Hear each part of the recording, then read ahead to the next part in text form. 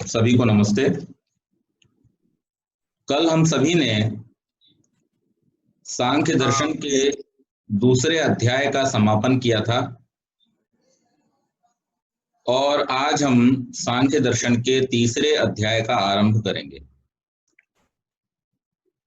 दूसरे अध्याय में सृष्टि का प्रयोजन, 13 करण और तन्मात्रों की उत्पत्ति तथा उनका जो विस्तार से विवेचन था वो किया गया। अब यहाँ उससे आगे अर्थात जो 5 स्थूल भूत हैं उनकी उत्पत्ति, दोनों प्रकार के देह तथा वैराग्य के लिए आत्मा की विविध योनियों में गति एवं अन्य ज्ञान साधनों का विस्तार पूर्वक वर्णन किया जाएगा। तो पहला सूत्र यहाँ ग्रंथकार देते हुए कहते हैं, अविशेषाद विशेषारंभ। अविशेषाद अविशेषों से अर्थात तन मात्रों या सूक्ष्म भूत जिन्हें हम कहते हैं उनसे, विशेषारंभ विशेषों अर्थात स्थूल भूतों का आरंभ होता है। अब हम सभी पहले के अध्यायों में देख चुके हैं कि जो हमारे तन्मात्र हैं और स्थूल भूत हैं वो कितने हैं? 5 हैं। शब्द, स्पर्श, रूप, रस, गंध, ये 5 तन्मात्र हैं और उसी के आधार पर 5 स्थूल भूत हैं, अग्नि, जल, वायु, पृथ्वी और आकाश।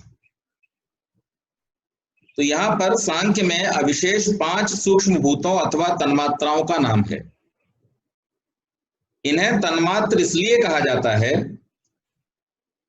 कि तत्मात्र, तत् माने उतने ही रूप में अवस्थित होने के कारण से इनको तन्मात्र कहा जाता है। समस्त स्थूल जगत के ये ऐसे कारणीभूत तत्व हैं जिनमें अभी तक जगत की जो अनुभूयमान विशेषताएं हैं उनका उदय नहीं हुआ है। यानी हम जब संसार को देखते हैं तो दृश्य होने के लिए उसका स्थूल होना आवश्यक है। सूक्ष्म रूप में हम किसी तत्व को देख नहीं सकते और ये जो अवस्था है ये सूक्ष्म अवस्था है। दूसरी बात, संसार के जितने भी पदार्थ हैं उन पदार्थों में एक से ज्यादा विशेषताएं होती हैं, एक से ज्यादा गुण हैं, जिसके विषय में हम आगे विस्तार से बतलाएंगे। जैसे आकाश का गुण शब्द है, वायु का गुण क्या है? स्पर्श है, लेकिन स्पर्श के साथ साथ वायु जो है वो गंध को भी धारण करता है। इसी प्रकार से अग्नि का जो गुण है वो दृश्य है, रूप है, लेकिन रूप के साथ साथ उसे स्पर्श भी करके हम जान सकते हैं और यदि उसमें हम पदार्थों को डालते हैं तो वो उनकी सुगंध या दुर्गंध के रूप में भी उसको प्रसारित करता है। इसी प्रकार से पृथ्वी तत्व जो है, पृथ्वी तत्व में रूप भी है, गंध भी है, स्पर्श भी है, रस भी है। जल में रस है, रूप है, स्पर्श है। तो यहां जब स्थूल भूत आ जाते हैं तो उनमें एक से अधिक गुण आ जाते हैं, लेकिन जो सूक्ष्म भूत हैं उन सूक्ष्म भूतों की अवस्था कौन सी है? जहां पर अभी उनमें केवल अपना अपना ही गुण विद्यमान है, जिनका अभी स्थूल रूप, अनुभूयमान रूप अभी उपस्थित नहीं हुआ है, उनको हम अविशेष कहते हैं या तन्मात्र कहते हैं या सूक्ष्म भूत कहते हैं। स्थूल जगत में पृथ्वी है, जल है, आग है, सोना, लोहा, पारा आदि जितनी भी धातुएं हैं, इस प्रकार की विशेषताओं का हम इनका अनुभव करते हैं। इनके मूल कारण की खोज करते हुए जब हम कारण की एक ऐसी अवस्था में पहुंच जाते हैं जहां पर सोना, पारा या पृथ्वी की विशेषता नहीं रहती है, अर्थात वे कारण तत्व जहां ऐसी अवस्था तक परिणत नहीं हो पाते हैं जिसमें सोना, पारा आदि की विशेषता का अस्तित्व प्रकट हो गया हो, वह अवस्था अविशेष कहलाती है। और इसलिए तन मात्र के नाम से इनको पुकारा गया। तत्मात्र मतलब इनका जो अपना स्वरूप है उस स्वरूप में ही वो हैं, उसमें और अभी कोई विशेषताएं लक्षित नहीं हुई हैं, प्रकट नहीं हुई हैं, अनुभूयमान नहीं हुई। और इनकी संख्या जो है वो 5 है। जो 5 तन्मात्र हैं उनके नाम के साथ में तन्मात्र जोड़ दिया गया है। तो रूप तन्मात्र, रस तन्मात्र, स्पर्श तन्मात्र, शब्द तन्मात्र, इन सबके साथ में ये जोड़ दिया गया। और जो अविशेष अथवा तन्मात्र कार्योन्मुख होकर पृथ्वी अणुओं के रूप में परिणत हो जाते हैं, व्यवहारार्थ उनको गंध तन्मात्र कह दिया गया। इसी प्रकार रस तन्मात्र आदि फलतः कारण की अविशेष अवस्था से विशेष अर्थात स्थूल भूतों का आरंभ उत्पाद परिणाम होता है। तो इस बात को हमें इस रूप में समझना है कि जो ये स्थूल जगत दृश्यमान हमको हो रहा है, जो संसार हमें दिखाई दे रहा है, ये संसार 5 महाभूतों से बना हुआ है। अग्नि, जल, वायु, आकाश और पृथ्वी। और इन 5 महाभूतों की उत्पत्ति जिन सूक्ष्म तत्वों से हुई है, अर्थात इनका जो कारण तत्व है वो क्या है? 5 तन्मात्र हैं। उन तन्मात्रों को अविशेष के नाम से और सूक्ष्म भूत के नाम से भी जाना जाता है। तो तन्मात्रों से, सूक्ष्म भूतों से स्थूल भूतों की उत्पत्ति होती है। ये पहला सूत्र है। अब जो भूतों की उत्पत्ति होती है उन स्थूल भूतों से आगे क्या बतलाया? तस्मात् शरीरस्य, उन स्थूल भूतों से शरीर का निर्माण होता है।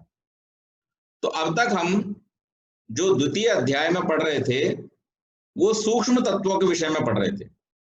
मन को देखा नहीं जा सकता, बुद्धि को देखा नहीं जा सकता, अहंकार को देखा नहीं जा सकता, इंद्रियों के जो सूक्ष्म रूप हैं उनको देखा नहीं जा सकता। केवल हम स्थूल रूप को, शरीरस्थ जो गोलक है उनको देखते हैं, इंद्रियों को हम नहीं देख पाते। तो इंद्रियां, मन, बुद्धि, अहंकार, ये अंतःकरण और बाह्य करणों अर्थात ये 13 चीजों को हमने जो पिछले अध्याय में जाना था, और साथ ही साथ में इन तन्मात्रों के विषय में हमने जो पढ़ा था कि अहंकार से 5 तन्मात्राओं की उत्पत्ति होती है। अब उन 5 तन्मात्राओं से जो स्थूल भूतों की उत्पत्ति, उसके विषय में बतलाया गया कि हर तन्मात्र का अपना एक स्थूल भूत रूप में परिवर्तन होता है और उसके द्वारा शरीर की रचना होती है।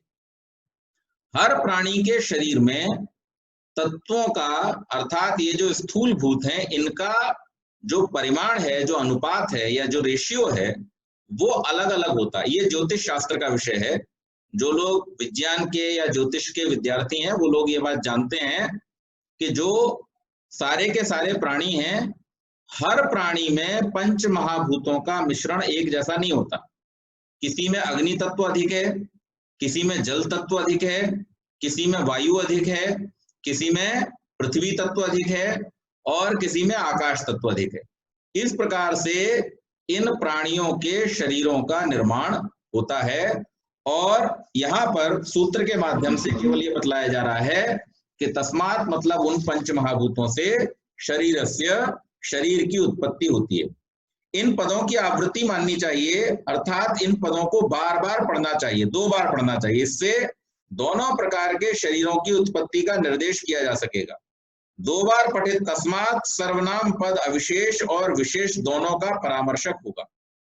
तो यहाँ पर जो आरंभ में सूत्र दिया था कि अविशेषाद विशेषारंभ, उसमें जो तस्मात् शब्द है शरीरस्य, उस तस्मात् शरीरस्य में तस्मात् को दोनों के साथ में जोड़ना है और दोनों के साथ में जोड़ करके अविशेष से सूक्ष्म और स्थूल से विशेष से जो स्थूल शरीर है उसके रचना को समझना चाहिए।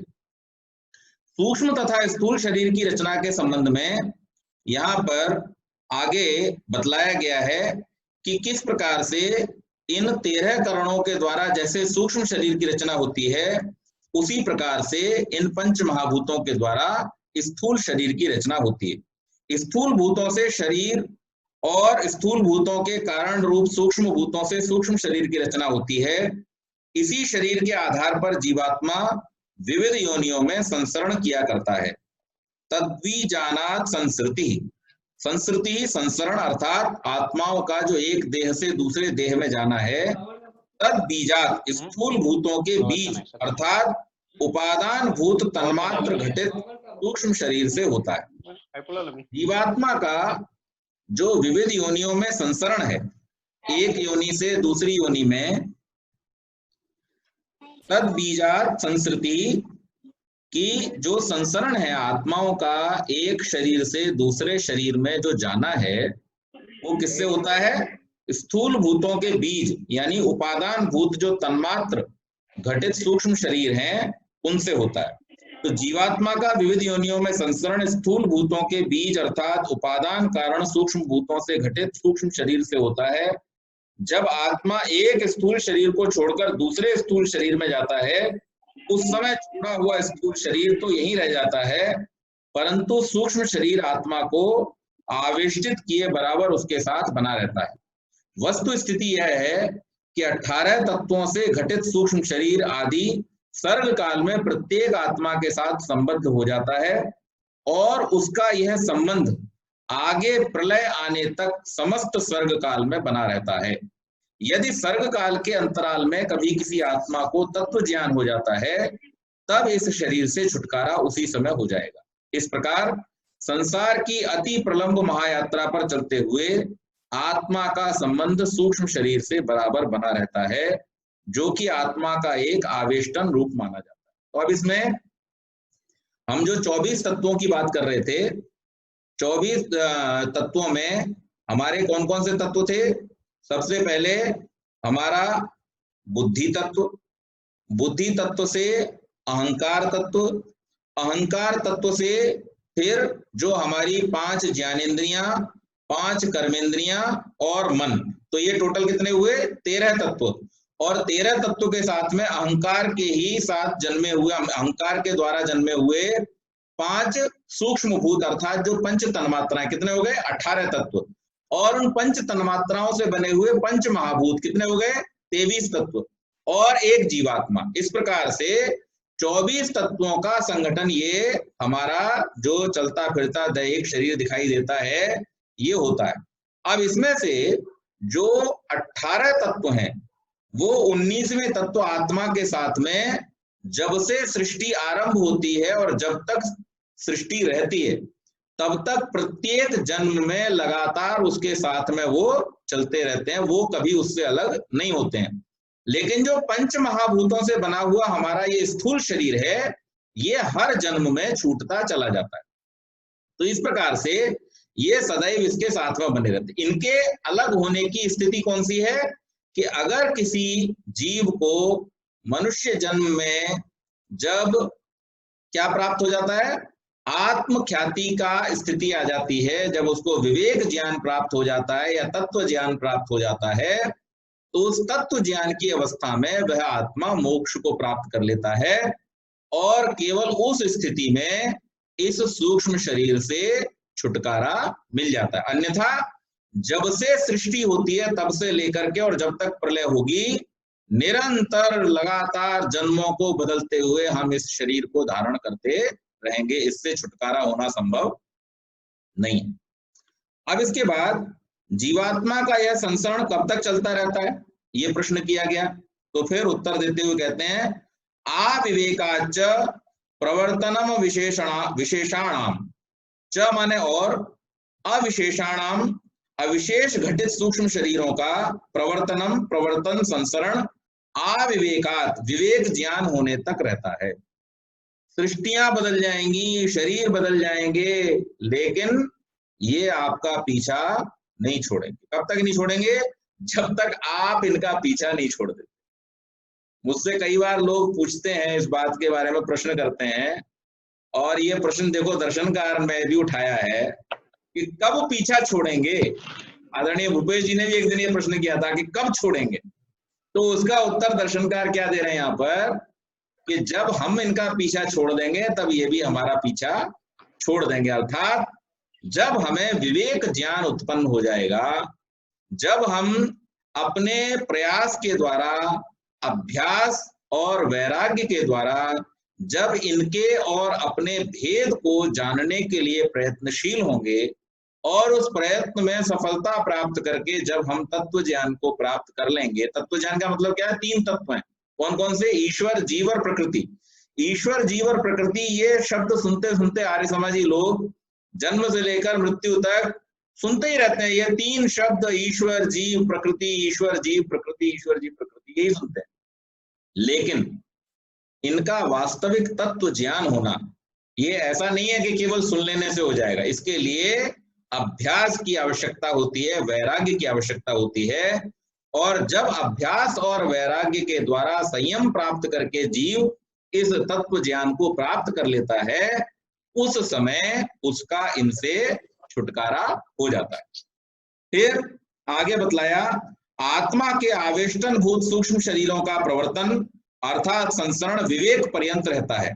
जब किसी आत्मा को आत्म साक्षात्कार हो जाने पर प्रकृति पुरुष के विवेक का ज्ञान हो जाता है, तभी यह संसरण समाप्त हो जाता है। सूत्र में आपद मर्यादा अर्थात सीमा अर्थ में है। विवेक संसरण की सीमा है, विवेक होते ही आगे संसरण नहीं चल सकता और वहीं पर समाप्त हो जाता है। परंतु यह स्थिति उन्हीं आत्माओं की कही जा सकती है जिनको सर्ग काल के अंतराल में विवेक हो गया हो। अविवेकी आत्माओं के लिए संसरण कब तक चला करता है?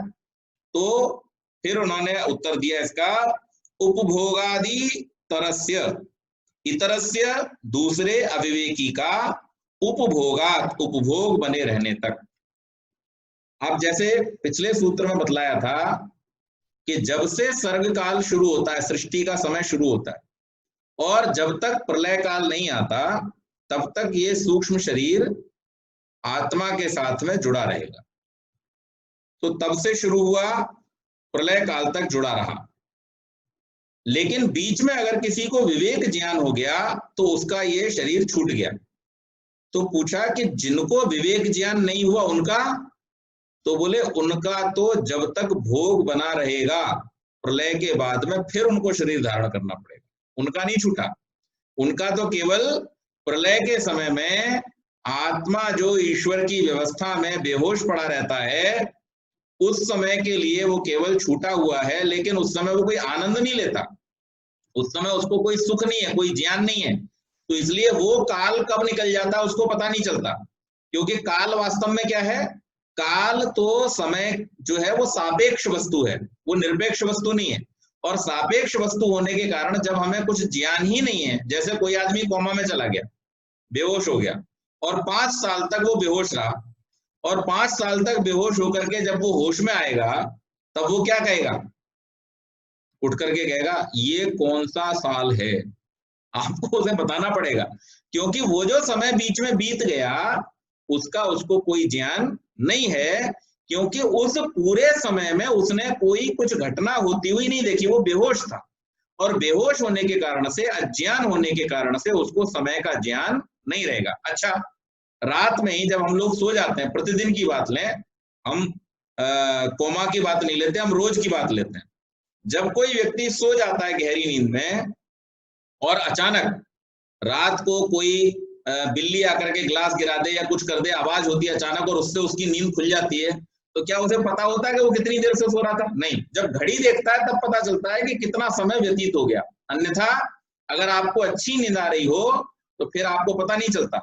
इसी प्रकार से जो सर्ग काल है उस सर्ग काल में तो उनके साथ में वो सूक्ष्म शरीर बना रहता है और वो निरंतर नए नए शरीरों को धारण करते हुए अपने कर्मों के फलों को भोगते रहते हैं।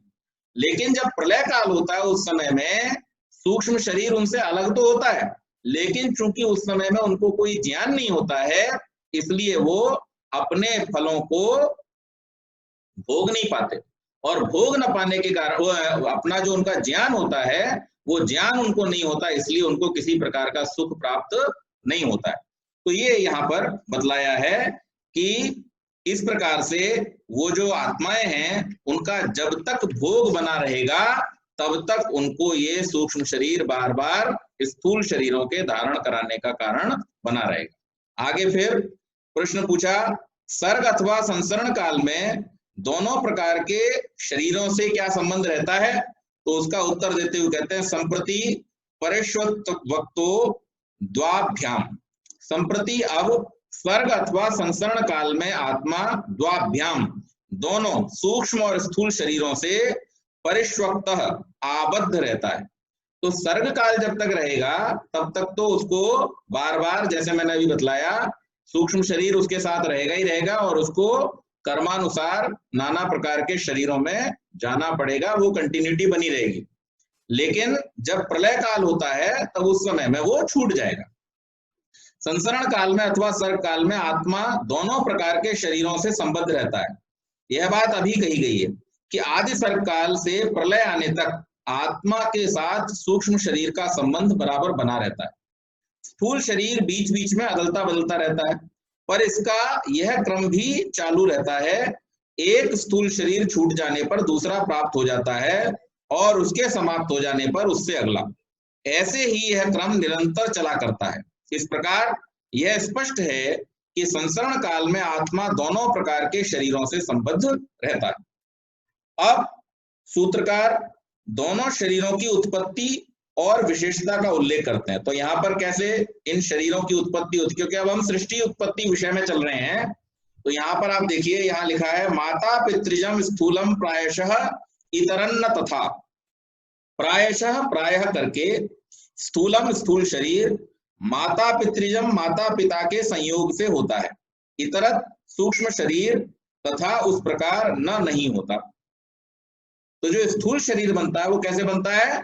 माता पिता के संयोग से बनता है। लेकिन जो सूक्ष्म शरीर है वो आत्मा के साथ में चलता चला आ रहा है जन्म जन्मांतर से, उसका निर्माण इस प्रकार से नहीं होता। वो जो सृष्टि निर्माण की प्रक्रिया है उसके अंतर्गत होता है, वो इस प्रकार से निर्मित नहीं होता। स्थूल शरीर अधिकतर माता पिता के संयोग से उत्पन्न होता है।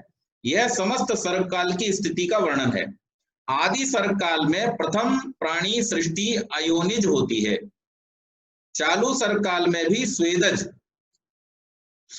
जो मैंने आपको बतलाए थे, जो हमारे सिर में मनुष्यों के अंदर जो जुएं हो जाते हैं या पशुओं के शरीर में जो उनके बालों के बीच में छोटे छोटे कीड़े उत्पन्न हो जाते हैं, ये स्वेदज की श्रेणी में आते हैं। 4 प्रकार के जीव हैं। या फिर मैं दोहरा देता हूं, हम लोगों के बीच में एक बात कही जाती है, जैसे कल मैंने 33 कोटि देवता बतलाया था, इसी प्रकार से 84 लाख कहा जाता है। अब 84 लाख का लोग अर्थ ले लेते हैं 84। 84 का अर्थ तो सीधे सीधे किसी को आप बोलोगे तो 84 ही हो जाएगा। लेकिन जहां पर ये बात कही गई है वो अवधी भाषा में कही गई है, और अवधी भाषा में जब ये बात कही गई है तो हमें अवधि की पहले नॉलेज होनी चाहिए, तब हम समझेंगे। 4 मतलब 4, राशि मतलब प्रकार। जैसे 33 कोटि में कोटि का अर्थ करोड़ नहीं है, वहां पर भी कोटि का अर्थ प्रकार है। इसी प्रकार से यहाँ पर भी 84 में 4 राशि अर्थात 4 प्रकार के जीव होते हैं, और वो कैसे हैं? लाखों हैं, एक नहीं है, लाखों शरीर हैं, लेकिन आते 4 ही कैटेगरी में। कौन कौन सी 4 कैटेगरी हैं? सबसे पहले अंडज, जो अंडे से जन्म लेते हैं। दूसरे हैं पिंडज, जो पिंड के साथ में जन्म लेते हैं, जैसे मनुष्य आदि, गऊ आदि, ये सब शरीर के साथ में ही आते हैं। तीसरे हैं स्वेदज, जो पसीने से जन्म लेते हैं। और चौथे हैं उद्भिज, जो जमीन से उगाते हैं। जैसे बरसात की ऋतु शुरू होते ही केंचुए, गिजाइयां इत्यादि ये जमीन में से अपने आप उत्पन्न हो जाते हैं। पेड़ पौधे, घास आदि, ये सब भी जमीन से उत्पन्न हो रहे हैं। ये शरीर है कि नहीं है? जब हम इनमें जीव मानते हैं तो इनमें शरीर भी है। और यहाँ पर दर्शनकार देखिए कितना बड़ा विज्ञान है कि दर्शनकार यहाँ पर लिख रहा है प्रायः, हमेशा नहीं लिखा, प्रायः। प्रायः क्यों लिखा है कि नॉर्मली जो जीवों की उत्पत्ति है वो माता पिता के शरीर से है, लेकिन यहाँ पर एक प्रश्न उठता है, और वो प्रश्न इस रूप में उठता है कि कोई व्यक्ति ये कह सकते हैं कि जब बरसात की ऋतु शुरू होती है तो गुलाब की डंडियों को काट काट के कलम लगा देते हैं हम खेत में, और वो कलम से नया पौधा बन करके तैयार हो जाता है। पत्र बीज नाम का एक पौधा होता है, उसके पत्ते के आप टुकड़े कर करके लगा दीजिए, उससे तैयार हो जाता है। आलू के आप टुकड़े कर करके लगा दीजिए, उससे तैयार हो जाता है। तो फिर कोई प्रश्न करेगा जी ये तो जीव कट गया क्या? तो ऐसा नहीं है। यहाँ पर इसीलिए दर्शनकार बड़ी सावधानी से इस बात को कहता प्रायः, 100% नहीं, प्रायः ऐसा होता है कि जीवों के शरीर जो है, स्थूल शरीरों की उत्पत्ति माता पिता के संयोग से होती है। लेकिन ऐसे एक्सेप्शंस भी हैं, और एक्सेप्शन सबसे ज्यादा कहां पर है? जब आदि सृष्टि होती है उस समय जो भी सृष्टि है वो सारी की सारी सृष्टि अमैथुनी सृष्टि है, और उसमें से बहुत सारे जो वर्ग हैं, अर्थात मुख्य रूप से जो प्राणियों का वर्ग है, वो प्राणियों का वर्ग उसके बाद मैथुनी सृष्टि में चला जाता है। लेकिन वनस्पतियों में फिर भी अमैथुनी सृष्टि हमें देखने को मिलती है। बहुत सारे ऐसे पेड़ पौधे हैं जिनकी आप लकड़ी काट करके लगा दीजिए, कलम लगा दीजिए, और उससे वो नया पौधा बन करके तैयार हो जाता है। तो इसलिए यहाँ पर कहा कि आदि सर्ग काल में प्रथम प्राणी सृष्टि अयोनिज होती है। चालू सर्ग काल में भी स्वेदज आदि कृमि तथा अन्य अनेक प्रकार के ऊष्मज कृमि कीट आदि अयोनिज होते हैं। उनके स्थूल शरीर भी माता पिता जन्य नहीं होते। अब किसी के सिर में जो जुएं पड़ते हैं या पशुओं के शरीर पर जो कीड़े उत्पन्न हो जाते हैं, इनके लिए यह आवश्यक नहीं है कि वो उनके माता पिता वहां पे कहीं से आए हो तभी वो उत्पन्न होंगे। वो उसी से, स्वेद से अर्थात पसीने से उत्पन्न हो जाते हैं। सर्ग के आदि काल में इनकी नैसर्गिक रचना होती है। उसी समय प्रत्येक आत्मा के साथ एक एक सूक्ष्म शरीर संबद्ध हो जाता है और उसी रूप में सर्ग काल पर्यंत बना रहता है। जैसा कि पहले कहा गया, समस्त सर्ग काल में आत्मा दोनों शरीरों के साथ संबद्ध रहता है।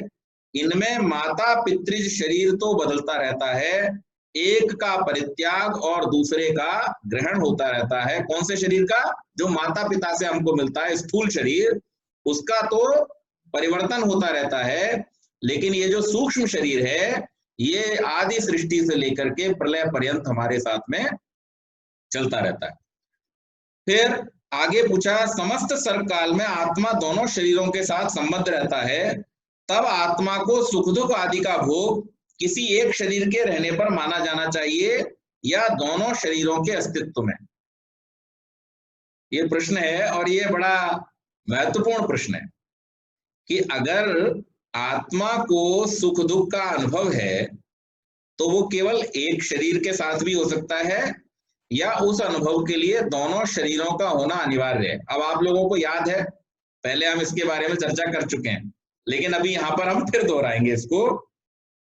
तो यहाँ पर सूत्रकार बतलाते हैं, पूर्वोत्पत्ते तत्कार्यत्वं भोगादेकस्य नेतरस्य। पूर्वोत्पत्ति है सूक्ष्म शरीर के, भोगात भोग से, एकस्य एक सूक्ष्म शरीर का भोग है, इतरस्य दूसरे स्थूल शरीर का नहीं, यह आक्षेप होगा। अतः तत्कार्यत्वं भोग उन दोनों शरीरों का अर्थात सूक्ष्म और स्थूल शरीरों का कार्य है। यहां पर बतलाया क्योंकि सर्गादि काल में सबसे पहले सूक्ष्म शरीर के घटक तत्वों की उत्पत्ति होती है।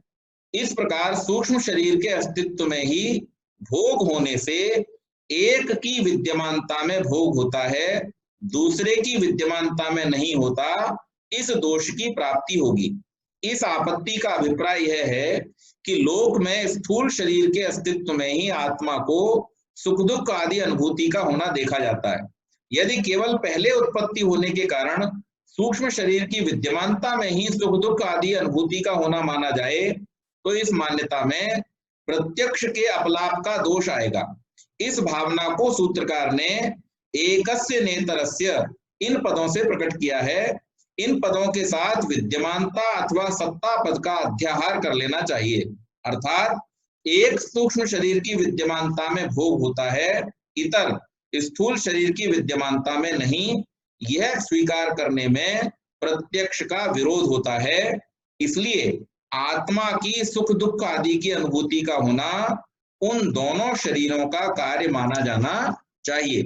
वस्तुतः यदि आत्मा के समस्त भोग केवल सूक्ष्म शरीर के अस्तित्व में संपन्न हो सकते होते तो फिर स्थूल शरीर की आवश्यकता ही नहीं रहती। बाह्य विषयों का भोग स्थूल शरीर की विद्यमानता में संभव हो सकता है और सूक्ष्म शरीर आत्मा का साथ सर्व काल में कभी नहीं छोड़ता। इस प्रकार आत्मा के भोग काल में दोनों शरीरों का विद्यमान रहना आवश्यक हो जाता है। इससे यह भी परिणाम निकलता है कि जब सूक्ष्म शरीर से आविष्टित आत्मा एक स्थूल देह का परित्याग कर दूसरे आदान के लिए जाता है, उस अंतराल काल में उसे किसी प्रकार का बाह्य विषयों से जनित भोग प्राप्त नहीं होता है। यहाँ पर इस विषय को स्पष्ट किया। तो बीच में एक बार प्रश्न आया था, भूत प्रेत आदि होते हैं कि नहीं होते हैं? तो उस प्रश्न का यहाँ पर कि भूत ये कर देते हैं, भूत वो कर देते हैं, ऐसा हो जाता है, वैसा हो जाता है, इस भ्रांति का स्वतः ही यहाँ निवारण हो जाता है। यहाँ पर दर्शनकार हमको बतला रहे हैं, ऋषि बतला रहे हैं कि जब तक आत्मा दोनों शरीरों के साथ में नहीं होगा तब तक वो किसी भोग को भोग नहीं सकता। जितने सांसारिक भोग हैं उन सांसारिक भोगों को भोगने के लिए उसको दोनों शरीरों के साथ में होना आवश्यक है। बीच में हमने एक सूत्र और पढ़ा था, जिस सूत्र में हमने बहुत सारी मृत्यु के बाद की दशाओं का वर्णन किया था और उन दशाओं में हमने देखा था कि जो विशेष प्रयास किए हुए जीवात्मा हैं उनको कुछ समय के लिए भिन्न भिन्न दशाओं में नाना प्रकार के सुखों की प्राप्ति होती है। तो वो जो अवस्था है वो यहाँ नहीं लेनी है। ये बात जो चल रही है ये उन लोगों के लिए चल रही है जिनका अभी सब प्रकार से उपभोग बाकी है और जो भोगों के चक्र में पड़े हुए देहांतर के बाद में देह को धारण करते हैं, उनके लिए ये कभी भी ऐसा संभव नहीं है कि वो छोड़ करके और दूसरे भोगों को भोग सकें। तो इस प्रकार से दोनों शरीरों की उपस्थिति में ही, जैसे कई बार लोग कहते हैं ना, किसी की अगर अधूरी इच्छा रह जाए तो वो भूत बन जाता है। अब ये बड़ी भारी समस्या है, ये दर्शन के विरुद्ध बात है, ये विज्ञान के, तर्क के, दर्शन के, सबके विरुद्ध बात है। दर्शन ये कहता है, विज्ञान ये कहता है कि जिसकी इच्छा अधूरी है उसको इच्छा पूरी करने के लिए शरीर धारण करना चाहिए। और लोग क्या कह रहे हैं, लोगों में मान्यता क्या है कि जिसमें इच्छा अधूरी रह गई वो शरीर धारण नहीं करेगा, भूत बन जाएगा। तो ये सर्वथा विरुद्ध है। भगवान के पास में शरीरों की कमी थोड़ी है और आखिरकार वो शरीर कहीं जाता तो है नहीं। हमारा जो शरीर जिन पंच महाभूतों से बना है, इन पंच महाभूतों से बने हुए शरीर को कोई भी जीवात्मा साथ लेके तो जाता नहीं। तो ये पांच महाभूत यहीं बने थे और ये पांच महाभूत यहीं छूट जाते हैं। तो जब यहीं छूट जाते हैं तो भगवान किसी को अतृप्त क्यों रखेगा, वो उसकी तृप्ति के लिए उसे नया शरीर देगा ना। तो इसलिए ये जो भूत प्रेत आदि की संकल्पना है ये सब गलत है, ये किसी भी प्रकार से घटित नहीं होती है। जब तक जीवात्मा के भोग रहते हैं तब तक वो नाना प्रकार से भिन्न भिन्न योनियों में जाता हुआ, शरीरों को धारण करता हुआ उन भोगों को भोगता है, उसमें किसी प्रकार का व्यवधान उत्पन्न नहीं हो सकता।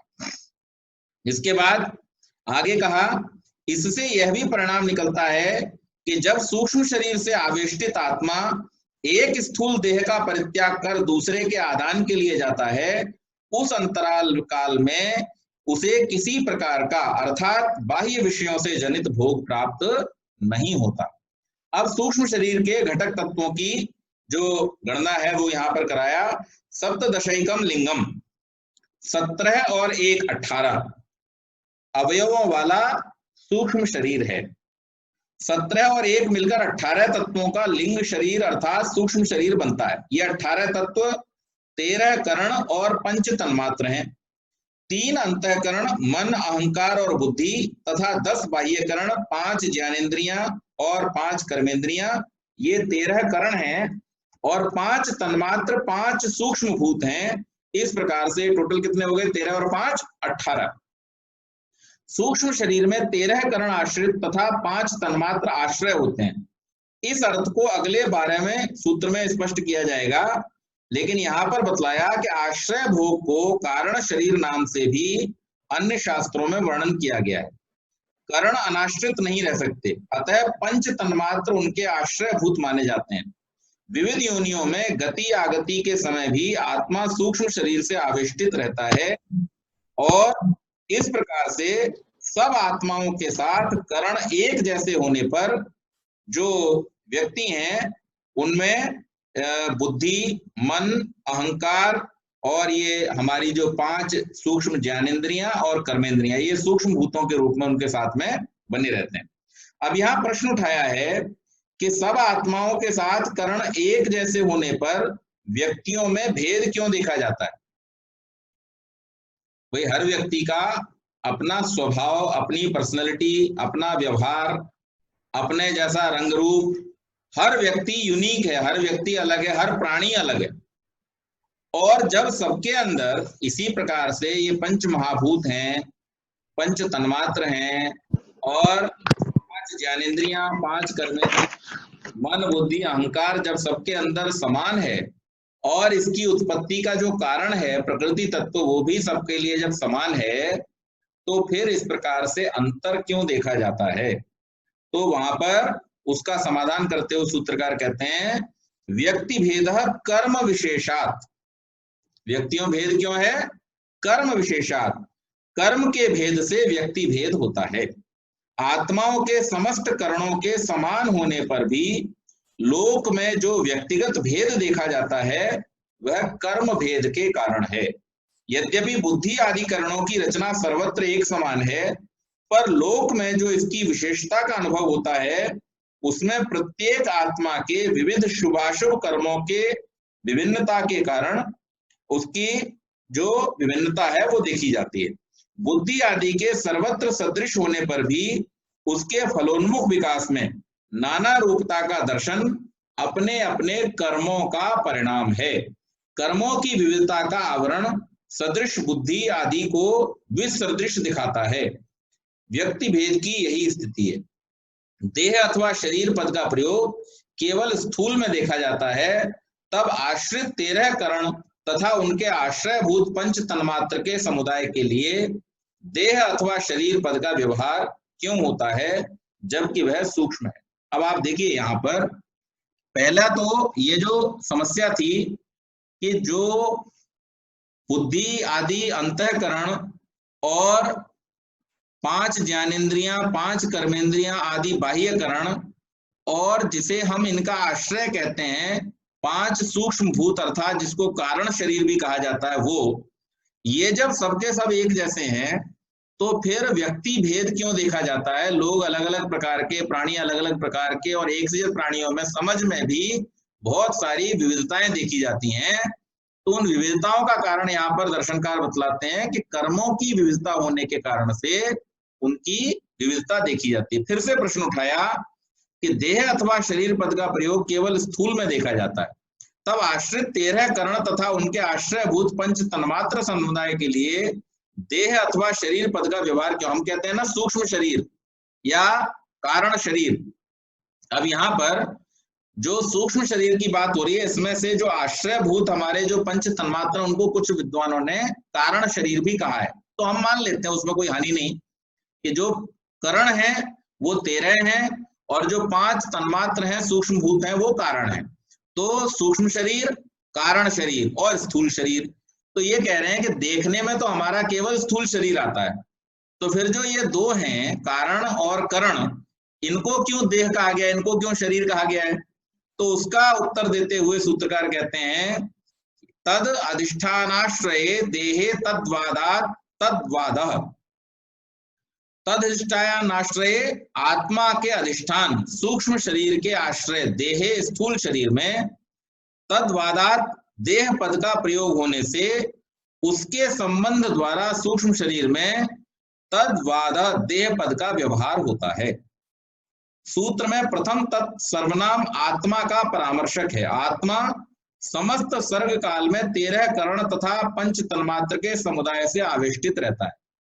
तो देखो, इसका उदाहरण देते हुए यहाँ पर सूत्रकार समझाते हैं कि भाई आप जो देखते हो और जिसको आप देह कहना चाहते हो वो तो हर जन्म में बदलता रहता है। कभी मनुष्य का है, कभी घोड़े का है, कभी हाथी का है, कभी गाय का है, और नाना प्रकार की जैसी योनियों में जीवात्मा जाता है, वो तो थोड़े समय के लिए मिलता है और लगातार बदलता रहता है। लेकिन जिसके साथ में सर्ग काल से लेकर के और प्रलय काल तक जीवात्मा रहता है, उसको हम शरीर क्यों न कहें, उसको तो हम शरीर कहेंगे। इसलिए करण और कारण मिलाकर के जो 18 तत्व हैं उनको सूक्ष्म और कारण शरीर के रूप में कहा गया है। तो इस प्रकार आत्मा का जो अधिष्ठान है वो करण तन्मात्र समुदाय के आश्रयभूत स्थूल देह में देह अथवा शरीर पद का व्यवहार होने से उससे संबद्ध करण तन्मात्र समुदाय में भी देह पद का प्रयोग होता है। अब फिर यहाँ पर कहा आत्मा के लिए भोगों को प्रस्तुत करने में वस्तुतः 13 करणों का साक्षात उपयोग है। बाह्य उपयोग स्थूल भूतों का है, तन्मात्र का कोई उपयोग प्रतीत नहीं होता, तब इनको सूक्ष्म शरीर में क्यों समाविष्ट किया गया?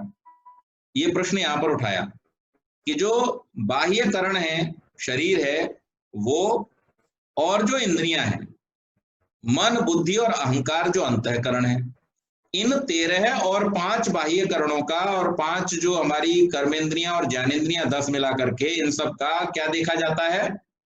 उपयोग देखा जाता है कि फलों के भोग में इन सब का तो योगदान है, लेकिन तन्मात्र का यहाँ पर कोई योगदान दिखाई सामान्य रूप से नहीं देता। तो फिर तन्मात्र को सूक्ष्म शरीर का भाग क्यों माना जाए, उसको क्यों गिना जाए? इसमें प्रश्न उठाया। तो यहाँ पर उसका उत्तर देते हुए कहा न स्वातंत्र्यात् तद्रिते छायावच्चित्रवच्च, न स्वातंत्र्यात् तद्रिते छायावच्चित्रवच्च। यहाँ पर ये कहा तद्रिते यानी तन्मात्र आश्रय के बिना करणों की स्वातंत्र्या स्वतंत्रता से स्थिति न नहीं होती। छायावत जैसे छाया की, च और चित्रवत जैसे चित्र की। तो यहाँ पर हमारा एक विषय जो था परसों की रविवासरी सत्संग की कथा का, मूर्ति पूजा। तो मूर्ति पूजा का यहाँ पर इस सिद्धांत से फिर खंडन होता है। यहाँ पर कह रहे हैं कि जैसे छाया किसकी होगी, चित्र किसका बनेगा? जो अस्तित्व में होगा, जो है ही नहीं उसका चित्र या छाया नहीं बन सकती है। यानी चित्र और छाया का अपना कोई स्वतंत्र अस्तित्व नहीं होता है। आप ये नहीं कह सकते कि परछाई बन रही है लेकिन वस्तु नहीं है, ऐसा होगा ही नहीं। और इसीलिए प्रसून ने जो प्रश्न उठाया था, मैंने एक बार आपके साथ में रखा था उसको, प्रसून ने प्रश्न उठाया एक दिन कि ये बतलाइए कि परछाई जो होती है वो काले रंग की क्यों होती है? तो उसका समाधान मैंने इस रूप में किया था कि परछाई अपने आप में कोई वस्तु नहीं है, उसका कोई अस्तित्व नहीं है। जितने प्रकाश को कोई वस्तु रोकती है उसके अभाव के स्थान को ही हम परछाई या छाया कहते हैं। वास्तव में छाया या परछाई अपने आप में कुछ भी नहीं है, और वस्तु का जो अस्तित्व है वो हमेशा प्रकाश युक्त होगा। तो इसलिए प्रकाश से अभाव होने के कारण से वो स्थान हमको सदैव काला ही दिखाई देगा, प्रकाश से रहित दिखाई देगा। इसी प्रकार से यहाँ दर्शनकार ये समझा रहे हैं कि जो वस्तु है ही नहीं उसकी छाया का बनना या उसके चित्र का बनना संभव नहीं है। इसी प्रकार से जो पंच तन्मात्र हैं, जो सूक्ष्म भूत हैं, उन सूक्ष्म भूतों के बिना, इनके आश्रय के बिना इनका स्वतंत्र होना संभव नहीं है। आश्रय के बिना स्वतंत्रता से करणों की स्थिति संभव नहीं। जैसे छाया बिना आश्रय के नहीं रह सकती और न आश्रय के बिना चित्र की रचना होती है, इसी प्रकार कर्ण भी आश्रय के बिना नहीं रह सकते। इसलिए करणों के आश्रय रूप में 5 तन्मात्रों का सूक्ष्म शरीर के अंतर्गत समावेश है। आत्मा के लिए समस्त भोगों को प्रस्तुत करने वाले करणों को आश्रय देने में 5 तन्मात्रों का उपयोग स्पष्ट होता है। आगे फिर पूछा गया, समस्त भोगों को प्रस्तुत करने का सामर्थ्य जब कर्ण में ही है, तब भोगों का भोक्ता भी उसे ही क्यों न मान लिया जाए? अतिरिक्त आत्मा को स्वीकार करना अनावश्यक है। अब ये कह रहे हैं कि जब इंद्रियां ही भोगती हैं, मन, बुद्धि और अहंकार के द्वारा ही सब कुछ जाना जाता है, तो फिर आत्मा के अस्तित्व को हम क्यों स्वीकार करें? तो उसका समाधान करते हुए सूत्रकार लिखते हैं, मूर्तत्वेपि न संग घातयोगात् तरणिवत्। मूर्त होने पर समूह रूप संबंध से तथा करण भोक्ता नहीं सूर्य के समान अचेतन होने के कारण। करण सब मूर्त हैं, प्रत्येक कार्य द्रव्य मूर्त होता है। जो मूर्त है वह अवश्य संघात रूप होगा। इस प्रकार करणों का संघात से योग है, अर्थात समस्त करण संघात रूप हैं। जो संघात है वो भोक्ता नहीं हो सकता। अब यहाँ पर जितने भी हमारे करण हैं, इन करणों की क्या हुई है? उत्पत्ति हुई। कैसे उत्पत्ति हुई है? उसी क्रम में प्रकृति तत्व से महत, महत से अहंकार, अहंकार से फिर जो पंच तन्मात्राएं, पंच तन्मात्राओं से पंच स्थूलभूत, और दूसरी तरफ जो सात्विक अहंकार, उससे जो 5 ज्ञानेंद्रियां, 5 कर्मेंद्रियां और मन।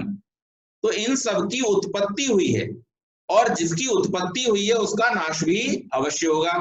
तो जिसकी उत्पत्ति और नाश है, अर्थात जिसमें संघात हो रहा है, जिसका निर्माण और जिसका विघटन हो रहा है, ऐसा कोई भी पदार्थ चेतन नहीं हो सकता। और जब ऐसा कोई भी पदार्थ चेतन नहीं हो सकता, तो ऐसा कोई भी पदार्थ भोक्ता भी नहीं हो सकता। जितने भी परिणामी पदार्थ हैं वो सारे के सारे अचेतन हैं, और अचेतन होने के कारण से वो भोग्य हैं, वो भोक्ता नहीं हो सकते हैं।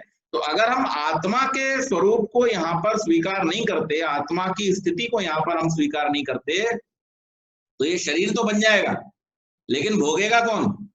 तो वहां पर भोक्ता के न होने के कारण से आत्मा के अस्तित्व को स्वीकार करना ही होगा। क्योंकि ये शरीर जो है, चाहे वो स्थूल शरीर हो और चाहे वो सूक्ष्म शरीर हो, इस सब का निर्माण संघात से हुआ है, इसलिए ये स्वयं भोक्ता नहीं हो सकता। फिर आगे पूछा, करणों के प्रसंग से अन्यतम अंतःकरण अथवा अंतर इंद्रिय मन की एक विशेषता का सूत्रकार निरूपण करता है। यहाँ शिष्य ने आशंका की, मन एक ऐसा करण है जिसका प्रत्येक बाह्य इंद्रिय के साथ संबंध होता है। ऐसी स्थिति में मन का परिमाण क्या होना चाहिए? यह संभव है कि 10 इंद्रियों से संबंध होने के कारण वह महापरिमाण हो अथवा देह परिमाण हो। यह आशंका केवल मन के विषय में इसलिए की गई कि 10 बाह्य इंद्रियों के साथ संबंध की विशेषता इसी में है। अब चूंकि हमने पहले पढ़ा कि हमारा जो मन है, ये मन कैसा है? ये समस्त इंद्रियों के साथ में जुड़ा हुआ है, कर्मेंद्रियों के साथ भी जुड़ा है और ज्ञानेंद्रियों के साथ में भी जुड़ा हुआ है।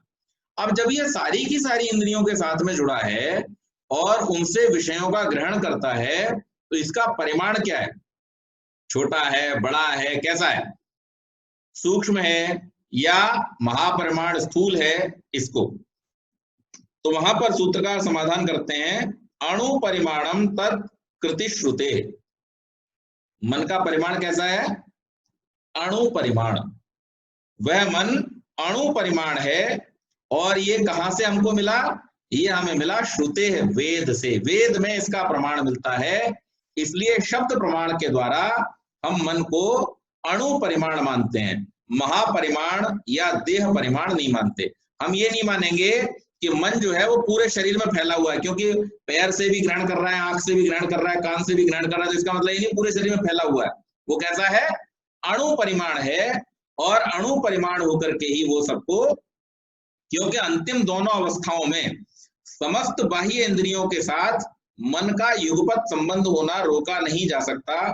तब अनेक ज्ञान एक साथ हो जाने चाहिए अथवा एक साथ होते रहने चाहिए जो अनिष्ट एवं असंगत है। अब यहाँ पर कल जो आदरणीय देवेंद्र जी ने प्रश्न पूछा था कि मन जो है वो किस प्रकार से विषयों को ग्रहण करता है, तो यहाँ पर बतलाया कि अगर वो देह परिमाण होगा या पूरे शरीर में फैला हुआ होगा, इस रूप में अगर उसको मान लेते हैं, तो फिर वहां पे दिक्कत क्या होगी कि पैर से, कान से, आंख से सब जगह उपस्थित होने के कारण से वो सारे विषयों को एक साथ ग्रहण करने के लिए बाध्य हो जाएगा। और जब सारे विषयों को एक साथ ग्रहण करने के लिए बाध्य हो जाएगा तो वहां पर संकट उत्पन्न होगा, वहां पर ग्रहण जो है वो ठीक ठीक नहीं होगा। चूंकि मन का ये विशेषता है जो मैंने कल बतलाई थी कि मन एक समय में एक विषय का ही ग्रहण करता है, इसलिए उसका अणु परिमाण अस्तित्व जो है वो सिद्ध होता है।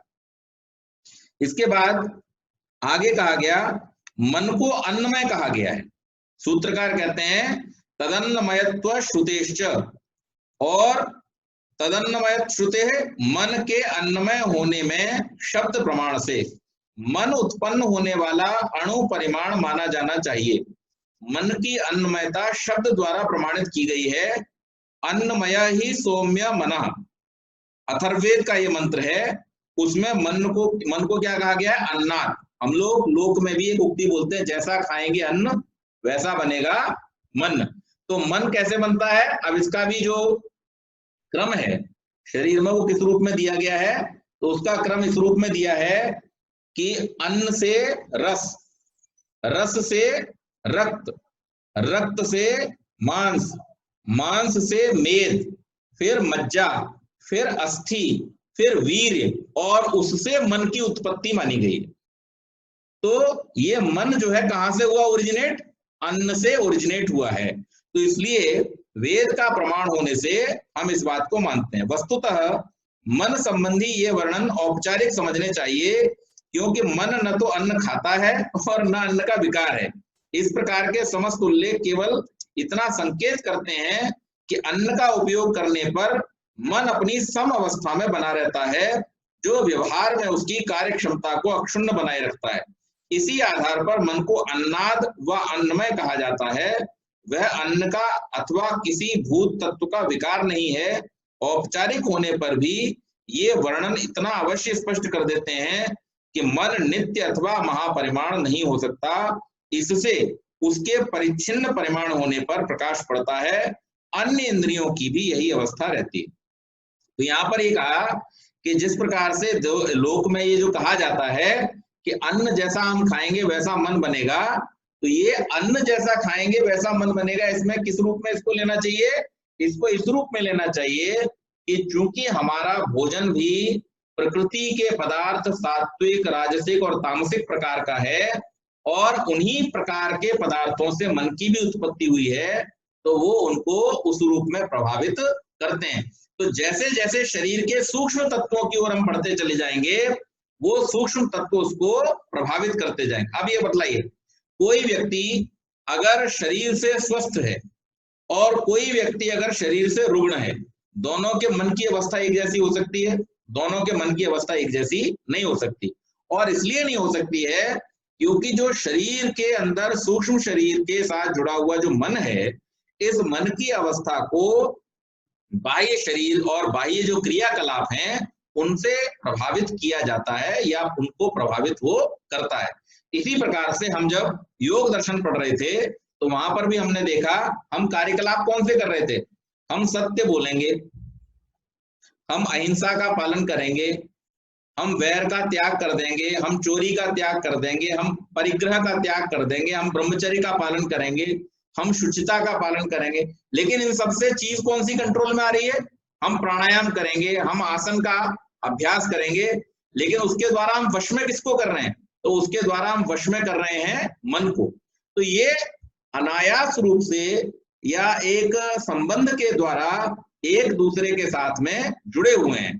तो हालांकि ये बात सत्य है कि मन जो है वो सूक्ष्म शरीर के साथ ही आ जाता है और वो इस शरीर में धारण की गए खाए हुए अन्न के द्वारा निर्मित नहीं होता, लेकिन प्रभावित अवश्य होता है। और इसलिए यहाँ पर क्या गया है कि अन्नमय ही सौम्य मना, जैसा हम अन्न का सेवन करते हैं वो निश्चित रूप से हमारे जो मन है और जो हमारा अंतःकरण बुद्धि आदि है उसको प्रभावित करता ही है। तो आज का ये प्रकरण जो है हम मन तक ही सीमित रखेंगे। आज हमने 15 सूत्रों का पाठ किया, इससे आगे की बात कल की जाएगी। बहुत बहुत धन्यवाद।